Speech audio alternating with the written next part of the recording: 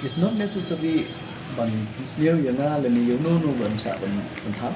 andre ka si bakatu hi the final decision dan yang president la khot lang ni ta tahu la on we have to take it home ta gili ni nagalian jonga tinggal accept nama ka call jong party we expect we respect ikata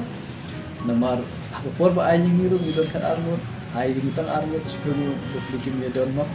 ke ministry lela kata ro kim don ke jing itli ai teman ta pa layo de ki bai de peling itli ai kata namar all of us are deserve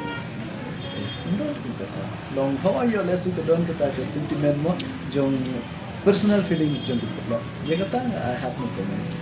kita syak penhap is not necessary also no sebut mata kok penyap ini ngan penyap ini dan sasin kami happy so the same thing it happens cannot be nakalin juga kita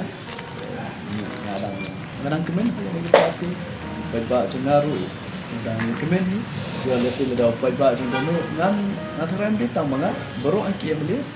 ke jing kaliang ye kono party sekali party ke deka all jong pen konstitusi asuk na mampat yosnya ki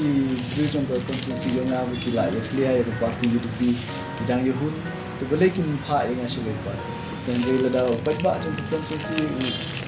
on da kono kono right ngin ye jong ngin ye seku baru pen udon ko hop dan konstitusi de asuk na yang ngahi le dia ngam don ke jumur Thalais new nomor mentahi ke jingi tri jongi buat ke NPP ni dia like family. Tapi boleh dekat pada ngadon hang ni we are the same, don't have to. We are family as of now. So ada dia